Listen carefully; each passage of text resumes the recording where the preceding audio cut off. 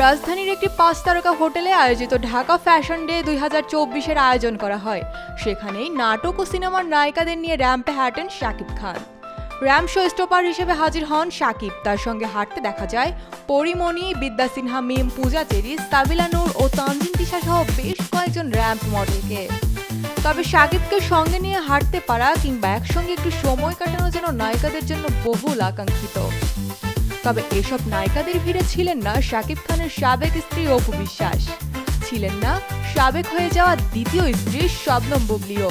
তারা দুজনই শাকিবের একটি করে সন্তানের মা, দুজনই শাকিবের হাত ধরে চলচ্চিত্রে পা রেখে জনপ্রিয় হওয়া নায়িকা। তবুও শাকিবের দারুণ সময়ে তাদের দেখা যায়নি। এমনকি শাকিবের চালু করা নতুন কসমেটিক্স প্রতিষ্ঠানে অন্য সব নায়িকা ব্র্যান্ড অ্যাম্বাসেডর হলেও অপু বুবলি যেন এসব থেকে হাজার মাইল দূরে।